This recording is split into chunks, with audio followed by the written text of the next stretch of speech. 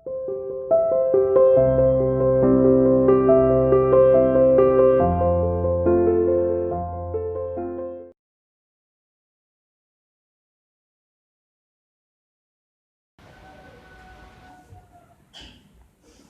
Students, welcome to CR international school online classes. देखो बेटा, अपना प्रोनाउन चैप्टर कंप्लीट हो गया था। उसके बाद आज हम अपना chapter number 12 noun case start करें।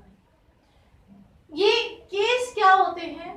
ये हमेशा नाउन की सिचुएशन, नाउन की पोजीशन को शो करते हैं, ठीक है, या फिर नाउन का किसी दूसरे वर्ड के साथ रिलेशन शो करते हैं, ठीक है। हम एक तरह से यूं कह सकते हैं कि इस समय नाउन किस पोजीशन पर है, कौन से रिलेशन से है, ठीक है। ये केस होते हैं, बस सिंपल है, ये खाली नाउन को आइडेंटिफाई करते हैं, नाउन के बारे में बताते हैं, नाउन का रिलेशन शो करते हैं किसी दूसरे वर्ड के साथ, ठीक है बेटा। ये जो नाउन केस है इनको हम 3 काइंड्स में डिवाइड करते हैं, जिसमें फर्स्ट नॉमिनेटिव केस। नॉमिनेटिव या फिर हम उसको सब्जेक्टिव केस भी कह सकते हैं। दूसरा अपना ऑब्जेक्टिव केस होते हैं, और थर्ड होते हैं अपने पॉजेसिव केस। सब्जेक्टिव केस क्या होते हैं? जो किसी भी सेंटेंस में सब्जेक्ट को आइडेंटिफाई करें, और ऑब्जेक्टिव जो किसी भी सेंटेंस में ऑब्जेक्ट को हाईलाइट करें। और पॉजेसिव केस अभी आपने जैसे पॉजेसिव प्रोनाउन पढ़ा था, इसी तरीके से पॉजेसिव भी होते हैं, जो किसी दूसरे नाउन के साथ किसी नाउन का रिलेशन यानी कि बिलोंगिंग दिखाते हैं, ठीक है। जरूरी नहीं है नाउन है, उसमें प्रोनाउन भी हो सकता है। किसी चीज का किसी के साथ जो संबंध दिखाते हैं वो पॉजेसिव प्रोनाउन होते हैं, यानी कि वो पॉजेसिव प्रोनाउन ही पॉजेसिव केस होता है, उसमें वो ओनरशिप दिखाते हैं, ठीक है, कि कौन किस चीज का मालिक है, कौन किस चीज का ओनर है। जैसे कि अब एक एग्जांपल है, रमेश was playing फुटबॉल। ये कोई सेंटेंस है, इसमें मान लो इसको अंडरलाइन किया हुआ है, आपसे वो पूछ लेगा कि इसमें कौन सा केस है। तो आपको पता है कि वर्ड की स्टार्टिंग जहां से हो रही है, ये यानी कि जो काम को कर रहा है, जो मेन है सेंटेंस में, वो हमेशा सब्जेक्ट होता है, ठीक है, ये आपको अच्छे से पता है। तो जाहिर सी बात है यहाँ पर कौन सा केस है? सब्जेक्टिव, या फिर हम इसको नॉमिनेटिव केस बोल सकते हैं, ठीक है।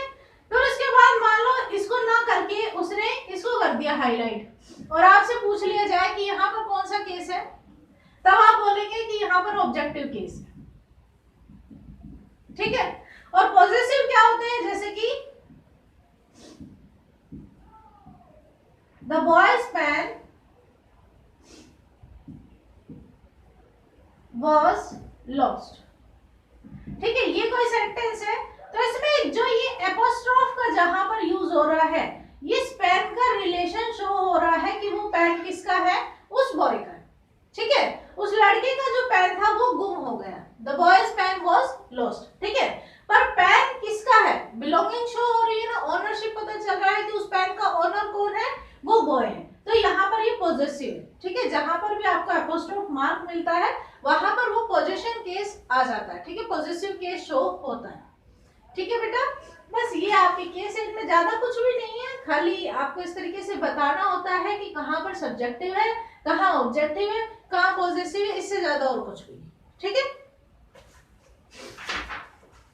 देखो अपनी एक्सरसाइज पे आते हैं।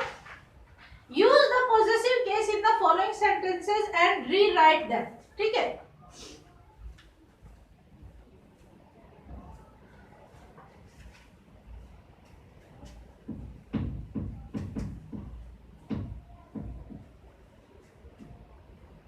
देखो ये कोई एग्जाम्पल है, आपकी फर्स्ट एक्सरसाइज का फर्स्ट एग्जाम्पल है, the place return by Shakespeare are world famous.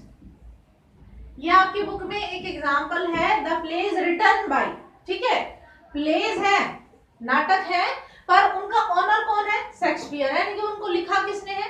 Shakespeare ने। इसको आपको पॉजेसिव केस में कन्वर्ट करना है, ठीक है, पोजीशन, ठीक है, पॉजिटिव केस में इसको कन्वर्ट करना है। तो कैसे करेंगे हम इसको?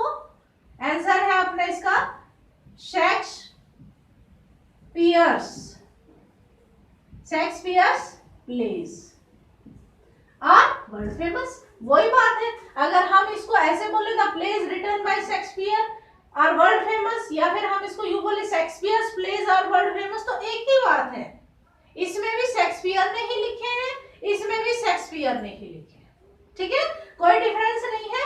तो हमें इन सभी सेंटेंसेस को इस तरीके से लिखना है, Shakespeare's plays are world famous. Second, जैसे कि the umbrella which Ram has cost ₹200, ठीक है, the umbrella which Ram has cost, which Ram has, एक छाता जो राम के पास है, हैज यहाँ पर वो हैज हेल्पिंग वर्ब नहीं है, हैज यानी कि वर्ब उसके पास है, कॉस्ट जिसकी कीमत कितनी है 200 रुपए।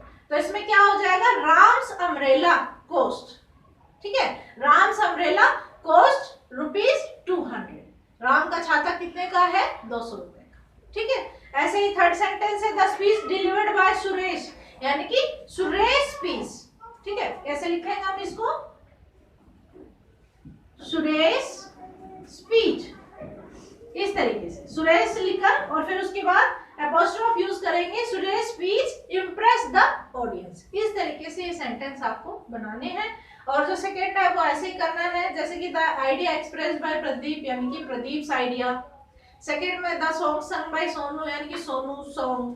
थर्ड में the customer of the dancers, dancers, ठीक है, the costumes of the dancers, यानी कि डांसर्स कॉस्ट्यूम्स। इस तरीके से आपको ये पॉजिटिव केस में कन्वर्ट करना है। और जो थर्ड एक्सरसाइज है उसमें ज्यादा नहीं है, मैंने आपको स्टार्टिंग में बताया है कि जो जो वर्ड आपको अंडरलाइन किए हुए हैं उनको देखकर आपको बताना है कि वहां पर कौन सा केस है। जैसे फर्स्ट में हरीश को अंडरलाइन किया हुआ है, हरीश क्या है, सब्जेक्ट है, तो वहां पर सब्जेक्ट है। ओके बेटा, इस तरीके से आपको ये एक्सरसाइज भी अपनी करनी है। Okay students, thank you.